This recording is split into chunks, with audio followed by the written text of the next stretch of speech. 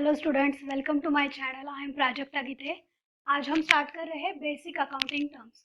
और अगर आपको पहले चैप्टर का वीडियो देखना है तो उसकी लिंक मैंने डिस्क्रिप्शन बॉक्स में दे दी है, आप वो वीडियो ज़रूर से देखिए। तो चलो स्टार्ट करते हैं बेसिक अकाउंटिंग टर्म्स। और उसकी पहली टर्म है एंटिटी। एंटिटी मतलब entity that has a definite existence. दोबारा पढ़ते हैं, entity that has a definite existence मतलब क्या? इन शॉर्ट, एंटिटी मतलब एक बिजनेस जिसका खुद का एक एग्जिस्टेंस है, मतलब वो बिजनेस अभी चल रहा है, उसका अस्तित्व है इस जग, इस ऑन अर्थ उसका अभी एग्जिस्टेंस है, उसका अस्तित्व है, उसको बोलते हैं एंटिटी। तो entity for example Reliance industry, हम जानते ही हैं रिलायंस रिलायंस बहुत बड़ी कंपनी है और वो एक एंटिटी है, उसका एक खुद का बिजनेस है और वो अभी एग्जिस्ट है।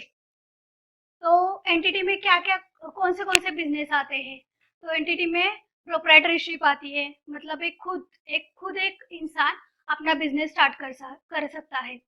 दूसरा है पार्टनरशिप फॉर्म, मतलब दो या दो से ज्यादा लोग मिलकर आकर या बिजनेसेस आकर एक साथ अपना बिजनेस आगे बढ़ाते हैं, उसके बोलते हैं पार्टनरशिप फॉर्म। फिर आती है कंपनी। कंपनी में भी बहुत सारे, गवर्नमेंट कंपनी है, पब्लिक कंपनी है, प्राइवेट कंपनी है, लिस्टेड है, अनलिस्टेड है, बहुत ज्यादा उसमें टाइप्स आते हैं। उन सभी को मिलाकर एक एंटिटी बनती है। तो चलो आगे बढ़ते हैं। दूसरी टर्म है ट्रांजैक्शन। तो ट्रांजैक्शन मतलब an event involving some value between two or more entities. दोबारा पढ़ते हैं, transactions means an event involving some value between two or more entities. मतलब क्या? हमने पहली टर्म देखी एंटिटी। एंटिटी मतलब सिंपल मीनिंग में बिजनेस। तो ट्रांजैक्शन क्या होती है? ऐसा इवेंट जो टू और मोर एंटिटीज में, मतलब टू और मोर बिजनेस के अंदर होता है और उसमें एक वैल्यू इन्वॉल्व होती है, सम वैल्यू। वो कुछ भी हो सकती है, 5,000 मतलब ₹10 से लेकर कोई भी वैल्यू इन्वॉल्व होती है। ऐसे ऐसा इवेंट, उसको हम ट्रांजेक्शन बोलते हैं। तो ट्रांजेक्शन के दो टाइप्स होते हैं mainly, cash transaction, credit transaction. तो कैश ट्रांजेक्शन मतलब एक ऐसा इवेंट जिसमें हम जो भी कैश में पेमेंट होता है तुरंत ही, उसे हम कैश ट्रांजेक्शन बोलते हैं। और जो उधार में, मतलब हम ट्रांजेक्शन हुआ लेकिन पैसे आने बाकी है या देने बाकी है, उसको हम क्रेडिट ट्रांजेक्शन बोलते हैं, मतलब उधार उधार का इवेंट या उधार का ट्रांजेक्शन। जैसे हम एग्जांपल बोल देखते हैं, Tata company purchase mobile phones by Reliance company. Tata company ने जियो के मोबाइल फोन्स रिलायंस से परचेज किए। ये हुआ ट्रांजैक्शन। और ये अगर तुरंत ही पैसे पेड कर किया जाता है टाटा कंपनी ने, तो वो होता है कैश ट्रांजैक्शन। और अगर टाटा कंपनी बाद में पैसे पेड करती है तो वो हुआ क्रेडिट ट्रांजैक्शन। तो यहाँ पे टाटा कंपनी और रिलायंस कंपनी ऐसे दो एंटिटीज इन्वॉल्व है। और उस पे अगर सपोज ₹50,000 के मोबाइल फोन्स लिए, तो उसमें 50,000 वैल्यू इन्वॉल्व है, इसीलिए ये एक ट्रांजैक्शन हुआ। सेकंड है पेमेंट टू क्रेडिटर्स, मतलब हमने कुछ परचेस किया था और उसको पेमेंट करना बाकी है, ये भी ट्रांजैक्शन है। और ये ट्रांजैक्शन मतलब ये जो कंपनी और क्रेडिटर्स, ये दो एंटिटीज इन्वॉल्व है इसके अंदर, इसीलिए ये, और सम वैल्यू भी इन्वॉल्व है, इसीलिए ये ट्रांजैक्शन हो जाता है। तो अगली टर्म है कैपिटल। कैपिटल मतलब क्या, अब हम देखते हैं। कैपिटल मतलब amount invested in the business is called capital. मतलब क्या? फिर से पढ़ते हैं, amount invested in the business is called capital. तो capital is in terms of cash और काइंड, मतलब किसी ने अमाउंट इन्वेस्ट की, उसको वो बिजनेस में, उसको बोलते हैं कैपिटल। तो capital in terms of cash और काइंड हो सकता है, मतलब उसने पैसे इन्वेस्ट किए, ऐसा भी हो सकता है, और उसने कुछ चीजें या कुछ वस्तु इन्वेस्ट की बिजनेस में, ऐसा भी हो सकता है। वो दोनों को कैपिटल ही बोला जाता है। तो हम एग्जाम्पल देखते हैं, Manish invested ₹1,00,000 in Rainbow Limited, मतलब मनीष ने ₹1,00,000 इन कैश इन्वेस्ट की रेनबो लिमिटेड में, तो ये भी कैपिटल है।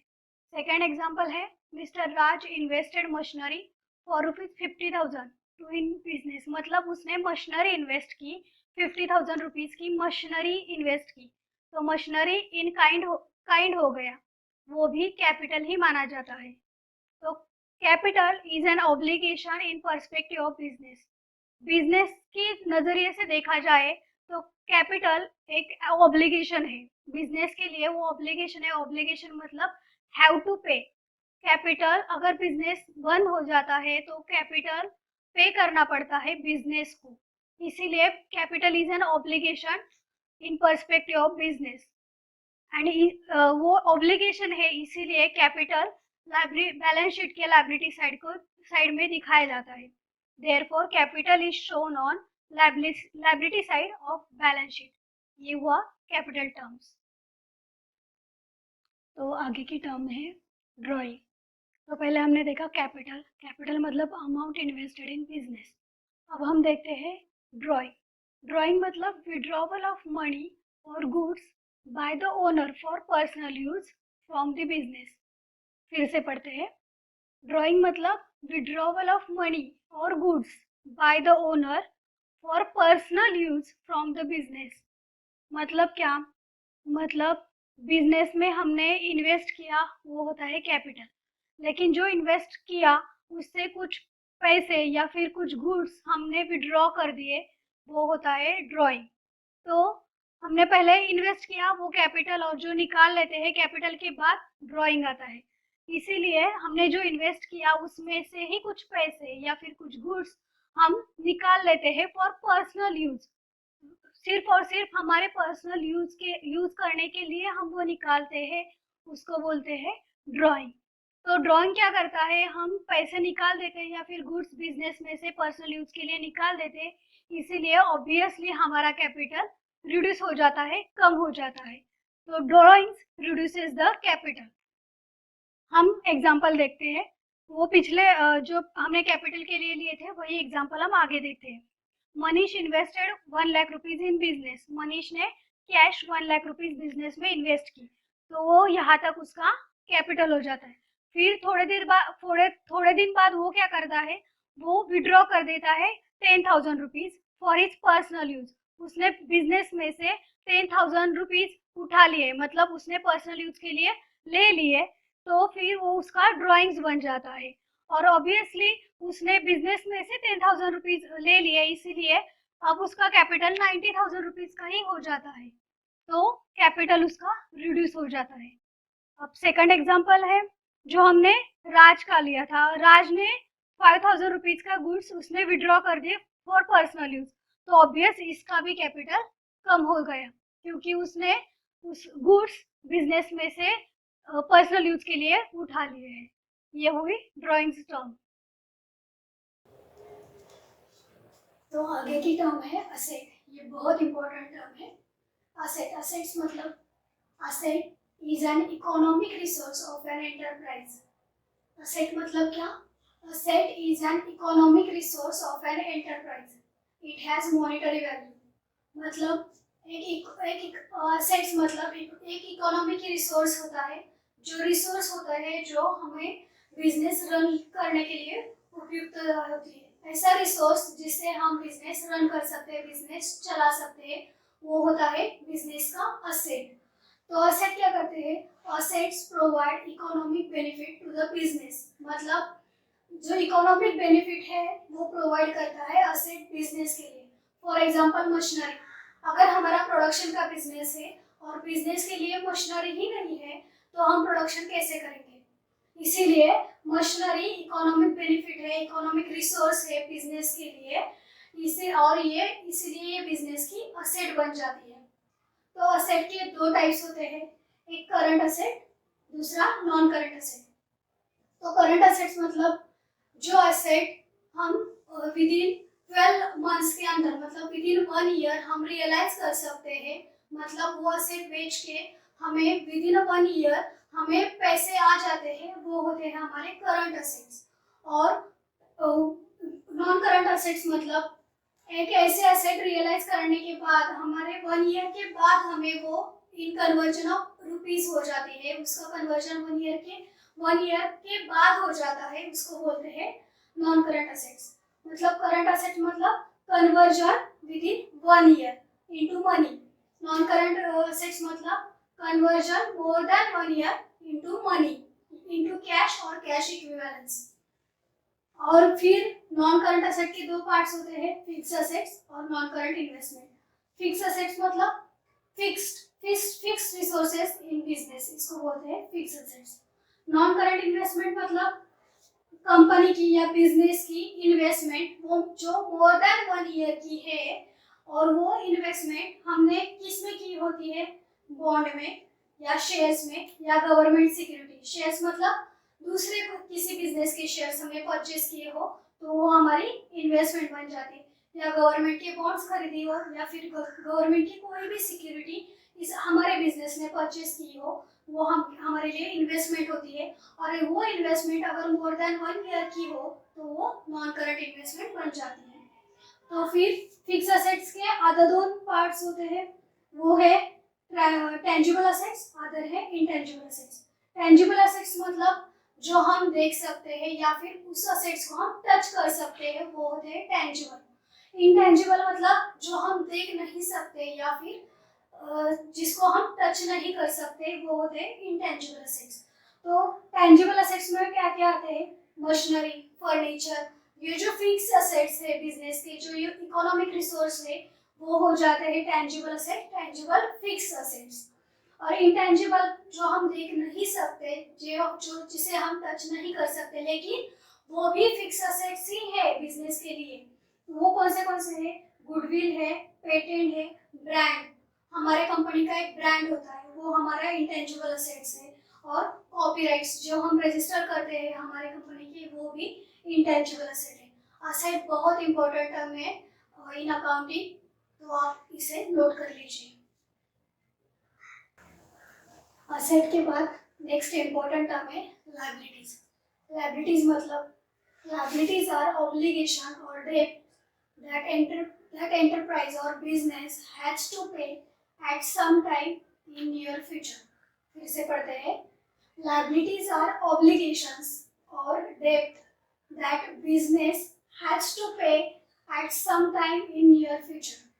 मतलब क्या, लायबिलिटीज मतलब ऑब्लिगेशंस है, मतलब ऑब्लिगेशन मतलब बोझ है, या फिर और डेट मतलब कर्ज, या फिर कर्ज है किसके लिए, बिजनेस के लिए, जो उसको चुकाना है कब, इन नियर फ्यूचर और एट सम टाइम, मतलब किसी टाइम में या फिर कुछ एग्रीड टर्म्स के बाद या एग्रीड टाइम के बाद उसको उस बिजनेस को उसका कर्ज या फिर उसका ऑब्लिगेशन, उसका बोझ उतारना है या फिर उसको चुकाना है।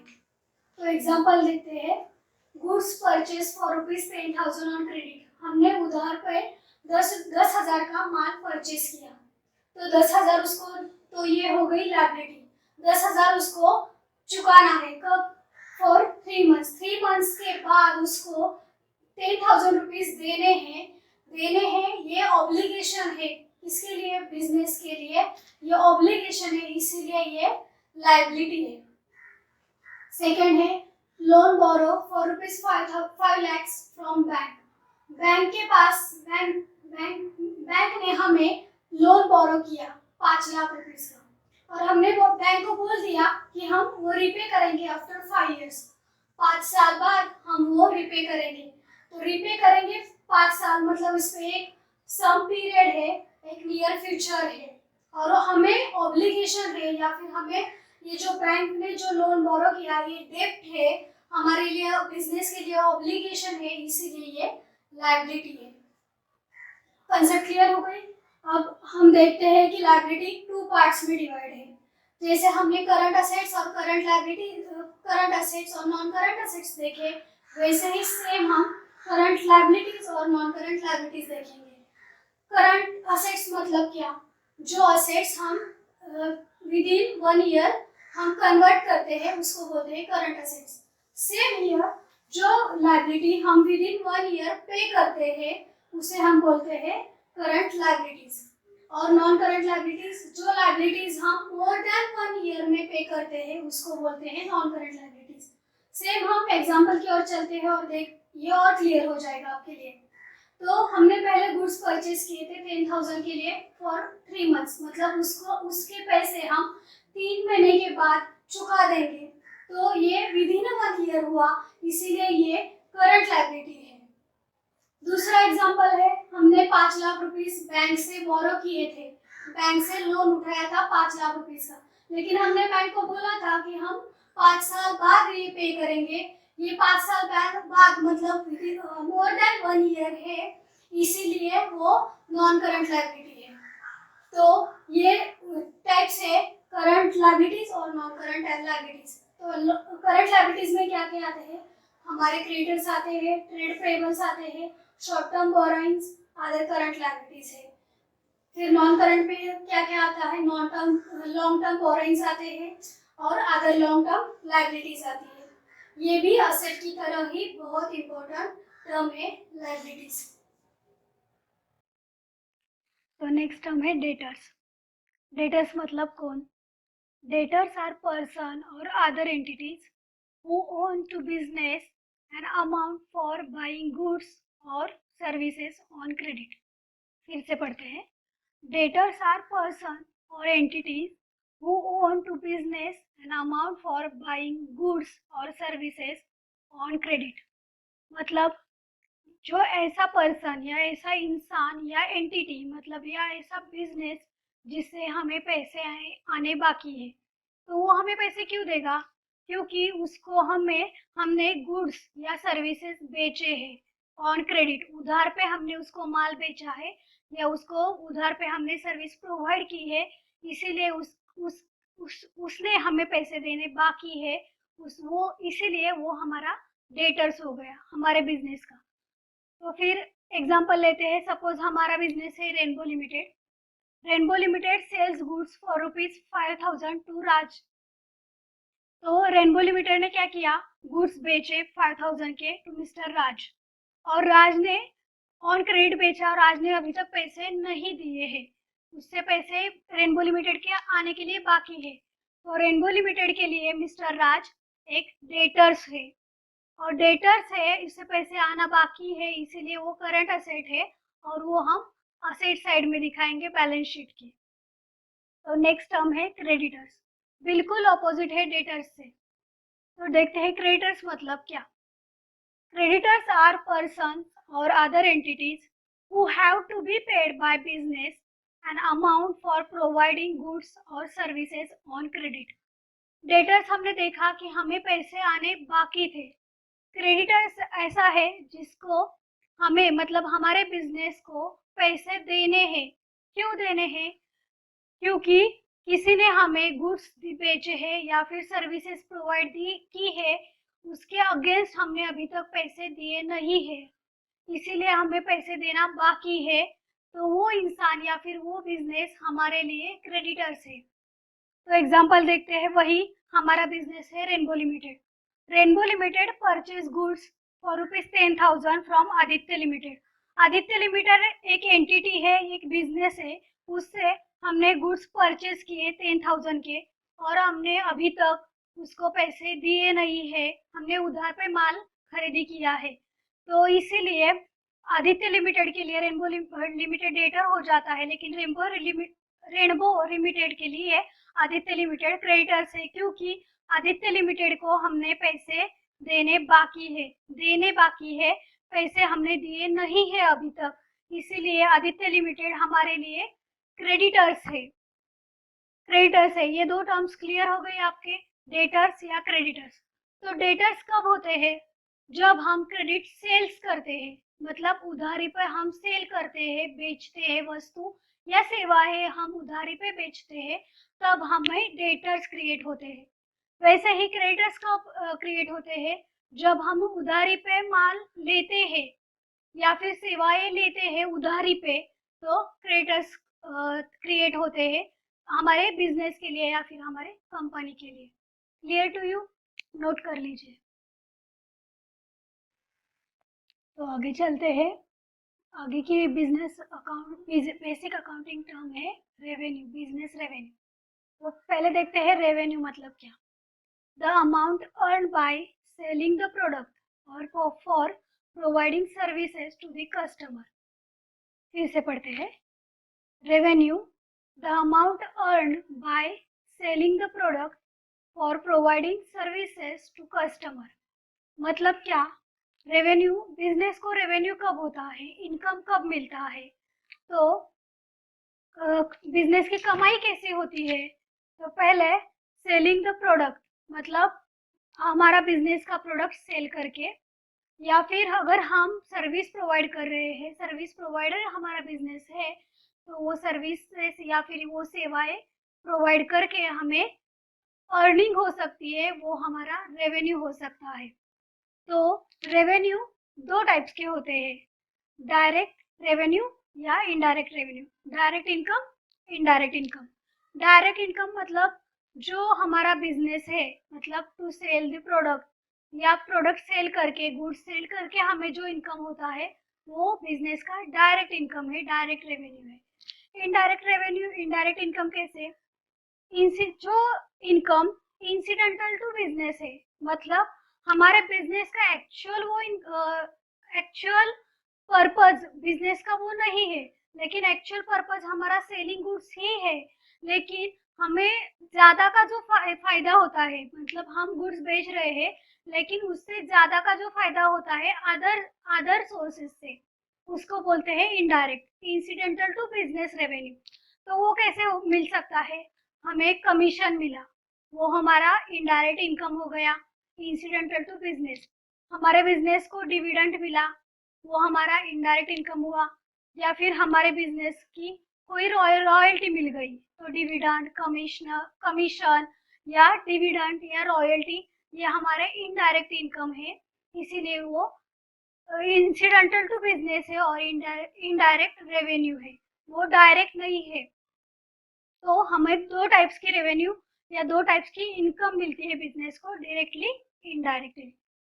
वैसे ही दूसरी टर्म है एक्सपेंसेस। एक्सपेंसेस मतलब क्या, एक्सपेंसेस मतलब cost incurred by a business in the process of earning revenue. फिर से पढ़ते हैं। एक्सपेंसेस मतलब cost incurred by a business in the process of earning revenue. हमें रेवेन्यू अर्न हो सके या फिर हमें रेवेन्यू मिल सके, इसीलिए हम कुछ एक्सपेंसेस करते हैं। तो वो एक्सपेंसेस कौन से हैं, वेजेस और सैलरी। हम वेजेस सैलरी देते हैं हमारे स्टाफ को, हमारे मैनेजर्स को, हमारे वर्कर्स को, वो एक कॉस्ट है। वो क्यों देते हैं हम, क्योंकि उनकी वजह से वो प्रोडक्शन हो जाता है, प्रोडक्शन हम बेच सके, उससे हमें रेवेन्यू मिल सके, इसीलिए वेजेस और सैलरी एक कॉस्ट है, और कॉस्ट इनकर की है हमने to earning the revenue. Earning revenue earn करने के लिए हमने वो कॉस्ट इनकर की है, इसीलिए वो एक्सपेंसेस है। तो वैसे ही इलेक्ट्रिसिटी बिल, मतलब हमने इलेक्ट्रिसिटी का यूज किया, वो भी हमें पे करना है, और वो भी इलेक्ट्रिसिटी हमें हमारे बिजनेस के लिए बहुत इम्पोर्टेंट है, वो भी हर एक प्रकार का एक्सपेंसेस है टू अर्न रेवेन्यू। तो फिर जैसे कि टेलीफोन, हमने रेंट पेड किया, हमारा बिजनेस चल रहा है, वहाँ का हमने रेंट पेड किया, वो भी एक कॉस्ट होती है जो हमें हेल्पफुल होती है टू अर्निंग द रेवेन्यू, और वो कॉस्ट हम इनकर करते हैं, इसीलिए वो एक्सपेंसेस हो जाती है। तो हमने यहाँ पे दो टर्म्स देखे, रेवेन्यू और एक्सपेंसेस, तो नोट डाउन कर लीजिए ये सब। नेक्स्ट टर्म है सेल। तो सेल मतलब क्या, डेफिनेशन देखते हैं। Sales are total direct revenue earn from goods और सर्विसेज सोल्ड और प्रोवाइडेड टू कस्टमर्स। फिर से पढ़ते हैं। Sales are total direct revenue earn from goods और सर्विसेज सोल्ड और प्रोवाइडेड टू कस्टमर। सेल्स मतलब क्या है, हमारा डायरेक्ट रेवेन्यू है। हमने पहली टर्म देखी रेवेन्यू, रेवेन्यू कैसे आता है वो देखा। उसके दो टाइप्स है, डायरेक्ट और इनडायरेक्ट। तो डायरेक्ट रेवेन्यू है सेल, और वो हम कब मिलता है हमें वो रेवेन्यू, तो वो इनकम जब हम गुड्स और सर्विस सोल्ड या प्रोवाइड करते हैं। अगर हमारा गुड्स सोल्ड करने का बिजनेस है और उससे हमें पैसे आ जाते हैं, उससे हमें अर्निंग हो जाती है, तो वो हमारा सेल हो जाता है। या फिर हमारा कुछ सर्विसेज प्रोवाइड करने का बिजनेस है, जैसे कि ट्रांसपोर्ट सर्विसेज है, वो प्रोवाइड करने का बिजनेस है, और सर्विस प्रोवाइड करने के बाद हमें कुछ इनकम मिलता है या फिर कुछ रेवेन्यू मिलता है, तो वो भी हमारा सेल होता है। तो सेल मतलब main purpose of the business, और जिससे हमें अर्निंग हो, मतलब मेन पर्पस है हमारा बिजनेस का, और जिससे हमें रेवेन्यू मिल जाता है, जिससे हमें अर्निंग्स हो जाती है, उसे हम सेल बोलेंगे। तो सेल भी दो टाइप्स के होते हैं, कैश सेल्स और क्रेडिट सेल्स। वो कैसे, हम एग्जांपल थ्रू देखते हैं। पहला एग्जांपल है, goods sold to mister Ram for ₹10,000 and उसका पेमेंट होना है 3 महीने के बाद। तो उसने राम को हमने गुड्स बेचा, मतलब सेल किया। तो 10,000 रुपीज का सेल किया हमने, और वो हमें आफ्टर 3 मंथ्स, मतलब 3 महीने के बाद उससे हमें पैसे आएंगे। तो ये हो गया क्रेडिट सेल्स। मतलब उसने, जब हमने गुड्स बेचा उस वक्त उसने हमें पैसे नहीं दिए, उधारे पे हमने माल बेचा, इसीलिए वो हो गया क्रेडिट सेल्स। और फिर सेकंड है, गुड्स सोल्ड फॉर ₹5,000। हमने गुड्स बेच दिए कस्टमर को, और उसने 5,000 तुरंत ही पेड किए at the time of sale the goods. मतलब हमने गुड्स सेल किए, उसी वक्त उसने हमें कैश भी दे दी उस गुड्स की, तो उसे बोलते हैं कैश सेल्स। मतलब दो सेल्स होते हैं, कैश सेल्स और क्रेडिट सेल्स। तो ये एग्जांपल ध्यान से लिखिए, और ये बहुत इंपॉर्टेंट टर्म है, सेल्स।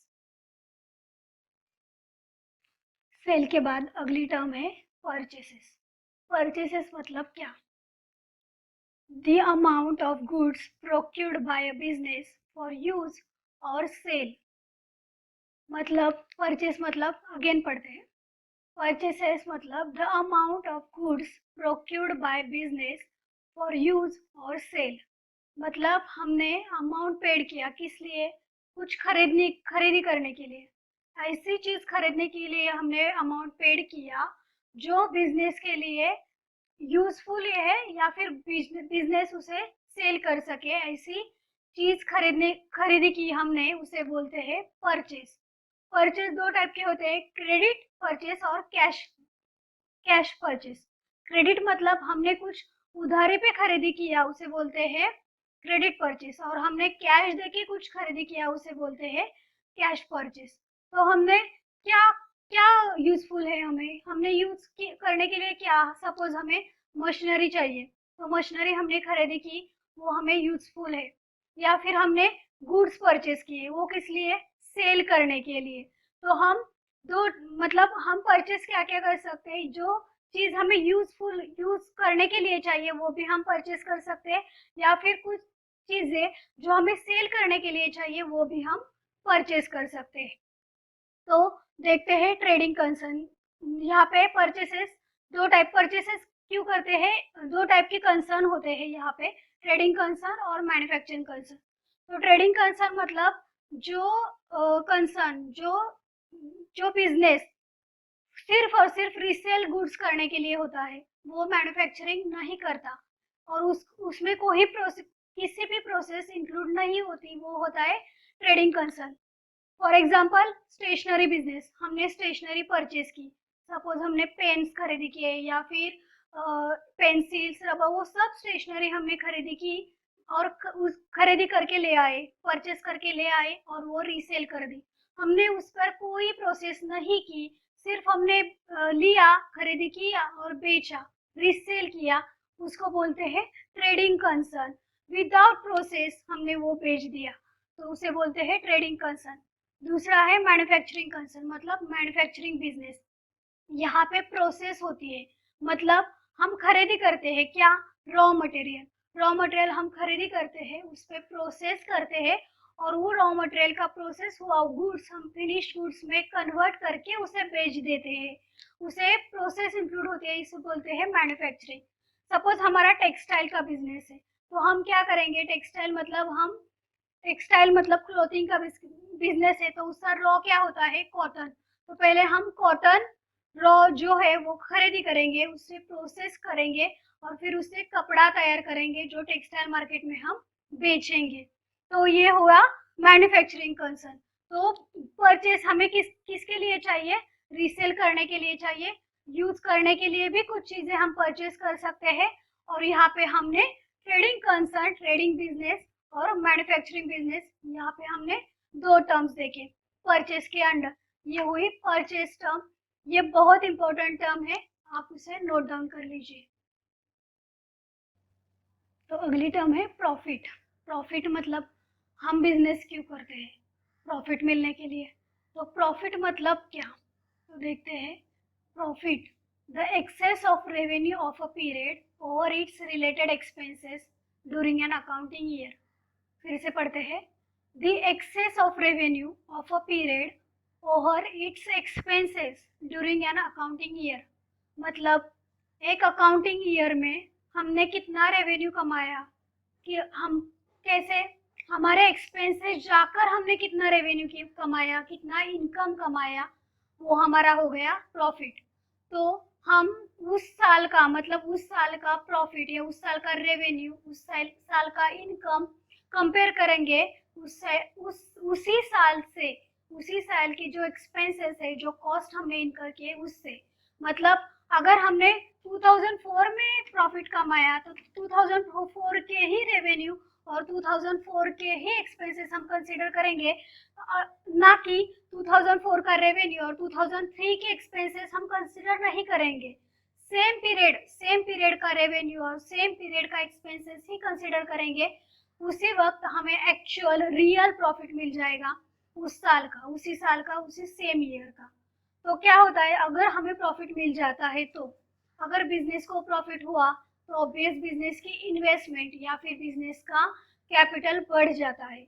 तो प्रॉफिट क्या करता है? Profit increases the cost of the capital of business या फिर investment of business. Profit increase करता है, हमारी जो इन्वेस्टमेंट है, बिजनेस की इन्वेस्टमेंट है या फिर कैपिटल है, वो प्रॉफिट की वजह से बढ़ जाता है। ये हो गया प्रॉफिट। तो मैथमेटिकली हम इक्वेशन देखते हैं। Profit is equal to revenue, revenue during the period minus expenses during the period, same period. तो revenue of during the same period minus expenses during the same period is equal to profit. तो profit हमें मिलता है revenue minus expenses. Income, income कितना हुआ, उससे हमने खर्चे कितने किए वो हो गए, फिर उसके बाद जो पैसा बचता है वो हमारा प्रॉफिट होता है। क्लियर? तो अगली टर्म है गेन। गेन मतलब क्या? गेन मतलब फायदा ही, प्रॉफिट ही होता है gain. In simple language gain मतलब profit. A profit arises from events or transactions which are incidental to business। फिर से पढ़ते हैं। गेन मतलब a profit arises from events or transactions which are incidental to business। हम इसे example through और अच्छे से पढ़ते हैं। सपोज हमारा कंप्यूटर का बिजनेस है, हम कंप्यूटर के गुड्स बेचते हैं, लेकिन हमारे बिजनेस में फर्नीचर है जो पड़ा हुआ है और उससे हमें बेचना है। तो हमने फर्नीचर बेच दिया 12,000 को, वो हमने खरीदा था 10,000 को, लेकिन हमने उसे अच्छी कीमत आ गई तो हमने 12,000 को उसे बेच दिया। तो वो जो 2,000 का है वो हमारा गेन हुआ। तो वो फर्नीचर, हमारा बिजनेस फर्नीचर बेचने का नहीं है, हमारा कंप्यूटर का ही एक्चुअल बिजनेस है। और जो हमने फर्नीचर बेचा वो इंसिडेंटल टू बिजनेस है, मतलब हमने इनडायरेक्टली कुछ काम किया जिसकी वजह से हमें फायदा हुआ, जिसकी वजह से हमें प्रॉफिट हुआ, वो होता है गेन। तो गेन मतलब कि हम, और प्रॉफिट मतलब हमें प्रॉफिट हुआ कब? हमने ट्रांजैक्शन की। क्या ट्रांजैक्शन की? हमने फर्नीचर बेचा। किसका? जिसका बिजनेस हमारा कंप्यूटर का था लेकिन हमने फर्नीचर बेचा।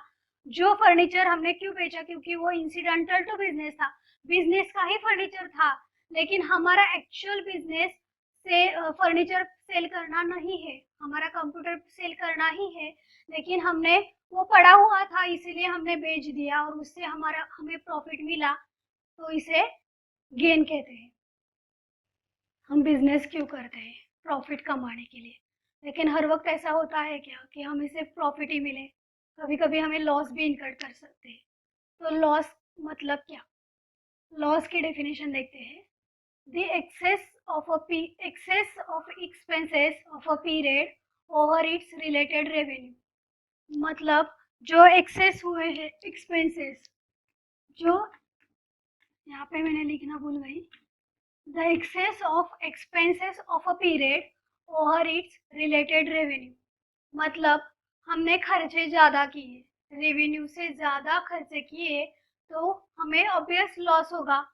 तो हमारा इनकम कम है और हमने खर्चे ही ज़्यादा किए, इसीलिए हमें लॉस हुआ, इसीलिए हमें टोटा हुआ। तो ऐसा बोला जाता है कि लॉस। तो लॉस हुआ तो हमारे बिजनेस में क्या अफेक्ट होता है? अगर लॉस हुआ तो हमारे बिजनेस का कैपिटल है या फिर हमारे बिजनेस की जो इन्वेस्टमेंट है वो कम हो जाती है। लॉस जैसे प्रॉफिट हमारे बिजनेस की इन्वेस्टमेंट को या फिर कैपिटल को बढ़ा देता है, वैसे ही oppositely loss decreases the capital of business. Loss कम कर देता है इन्वेस्टमेंट या फिर कैपिटल ऑफ द बिजनेस को कम कर देता है। तो लॉस एग्जांपल देखते हैं हम लॉस के एग्जांपल। तो लॉस हमें कब हो सकता है? तो अगर कैश और गुड्स स्टोलन, अगर हमारे कंपनी के कुछ कैश या फिर कुछ गुड्स है वो चोरी हो गए, तो हमें लॉस हो सकता है। या फिर loss on sale of furniture, मतलब हमने फर्नीचर बेच दिया कम कम कीमत में, तो हमें लॉस हो सकता है। या फिर फायर ऑकर्ड इन बिजनेस, मतलब हमारी कंपनी में आग लग गई और उसकी वजह से पूरा बिजनेस जल गया, तो हमें लॉस हो सकता है। ऐसे बहुत सारे एग्जांपल है लॉस के। तो लॉस मतलब मैथमेटिकली लॉस मतलब excess of expenses during the year, मतलब एक पीरियड के एक्सपेंसेस एक्सेस है कंपेरेटिवली उसी पीरियड के रेवेन्यू से। उसी पीरियड की रेवेन्यू कम है और एक्सपेंसेस ज्यादा है, इसीलिए हमें नुकसान या फिर हमें लॉस भुगतना पड़ा। तो अगली टर्म है डिस्काउंट। डिस्काउंट मतलब क्या? Discount means the deduction in the price of goods sold. Discount means the deduction in the price of goods sold. मतलब हमने जो माल बेचा उसके प्राइस में कुछ डिडक्शन होती है, उसे बोलते हैं डिस्काउंट। सपोज हमने माल बेचा 100 रुपीज़ का, लेकिन हमने उसे बोल दिया ठीक है 90 रुपीज़ दे दो, तो वो 10 रुपए जो हमने कम लिए वो होता है डिस्काउंट। तो डिस्काउंट दो टाइप के होते हैं, एक ट्रेड डिस्काउंट, एक कैश डिस्काउंट। तो पहले हम देखते हैं ट्रेड डिस्काउंट। ट्रेड डिस्काउंट मतलब offering the deduction of agreed percentage of a list price at the time of selling goods. मतलब हमने ऑफर किया एक एग्रीड परसेंटेज में, जिसके कम करेंगे हम लिस्ट प्राइस हम कम करेंगे eight the time of selling goods. जब हम माल बेचेंगे उसकी जो लिस्ट प्राइस है उससे कुछ परसेंटेज हम कम लेंगे, जैसे हमने एग्रीड किया, वो होता है ट्रेड डिस्काउंट। वो हम कब करते हैं? Eight the time of selling goods. तो ट्रेड डिस्काउंट स्पेसिफिकली कौन देता है? जो मैन्युफैक्चर होता है वो होलसेलर को देता है, होलसेलर रिटेलर को देता है ट्रेड डिस्काउंट। मतलब हमने एक वस्तु है उसकी कीमत 100 रुपीज़ है, लेकिन मैन्युफैक्चर बोल देता है ठीक है 10% कम करके देना, तो वो जो एग्रीड परसेंटेज है वो होता है ट्रेड डिस्काउंट में। वेर एज अब देखते हैं कैश डिस्काउंट। कैश डिस्काउंट मतलब क्या? After selling the goods on credit basis, the debtor may be given certain amount due in the case if they pay amount within stipulated period or earlier।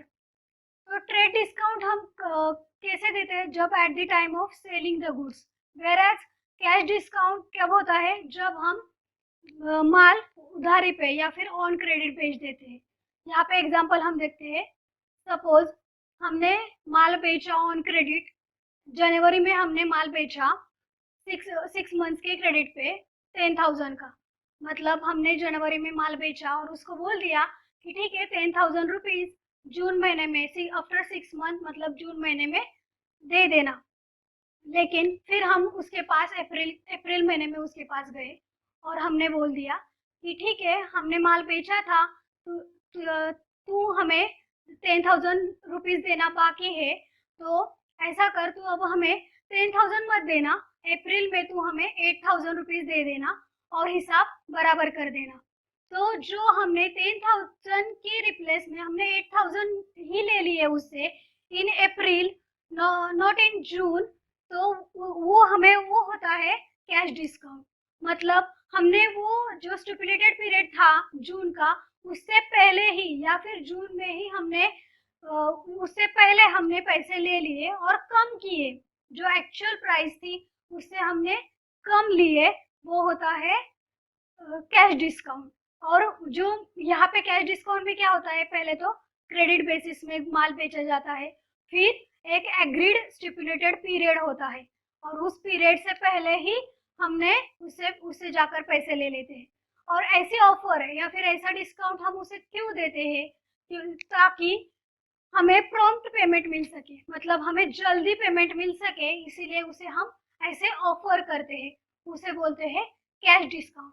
तो यहाँ पे हमने देखा discount की definition, trade discount और cash discount.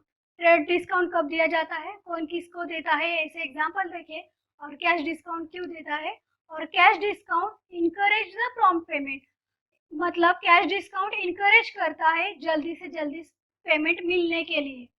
तो ये हुए टर्म्स डिस्काउंट और उसके ट्रेड डिस्काउंट और कैश डिस्काउंट टाइप्स। तो देखते हैं goods, the product in which business is dealing. Goods मतलब the product in which business is dealing.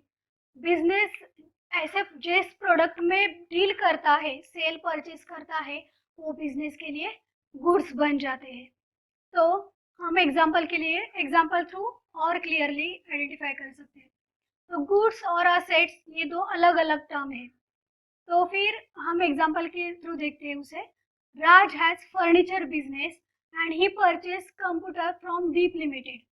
राज का फर्नीचर का बिजनेस है, लेकिन उस बिजनेस को चलाने के लिए उसको एक कंप्यूटर की जरूरत है जो उसने परचेज किया। लेकिन उसका एक्चुअल बिजनेस फर्नीचर का है, मतलब टेबल चेयर वो बेचता है, तो उसका फर्नीचर का बिजनेस है, तो फर्नीचर उसके लिए गुड्स बन गए। लेकिन उस बिजनेस को चलाने के लिए उसको एक इकोनॉमिक रिसोर्स की जरूरत होती है और वो इकोनॉमिक रिसोर्स है कंप्यूटर, तो कंप्यूटर उसके लिए असेट बनती है। वैसे ही सेम दूसरा एग्जांपल देखते हैं। Deep limited has computer business and he purchase furniture from Raj. Deep limited का कंप्यूटर का बिजनेस है, वो कंप्यूटर और कंप्यूटर रिलेटेड के एसेसरीज है वो बेच देता है। लेकिन उस कंप्यूटर का बिजनेस चलाने के लिए या कंप्यूटर रखने के लिए उसको कुछ फर्नीचर की जरूरत है, जो जो उसने राज से खरीदी किए है। लेकिन उसने सिर्फ कंप्यूटर का बिजनेस चलाने के लिए फर्नीचर खरीदा है, ना कि बेचने के लिए। तो उसका एक्चुअल बिजनेस क्या है, कंप्यूटर बेचना। तो कंप्यूटर उसके लिए गुड्स बन गए। वो डील किस में करता है, वो कंप्यूटर में डील करता है, कंप्यूटर रीसेल करता है। उसका purpose of the business only computer sale करना है, तो उसको कंप्यूटर उसके लिए गुड्स बन जाते हैं। लेकिन फर्नीचर उसको बिजनेस चलाने के लिए एक रिसोर्स है, एक इकोनॉमिक रिसोर्स है, जो उसका बिजनेस आगे चलता रहना चाहिए। तो इसीलिए उसने फर्नीचर खरीदी किया, तो फर्नीचर उसके लिए एसेट है। और इसी के साथ हमारा बेसिक अकाउंटिंग टर्म्स चैप्टर खत्म हो जाता है। ध्यान से पढ़िए, नोट्स बनाइए। धन्यवाद।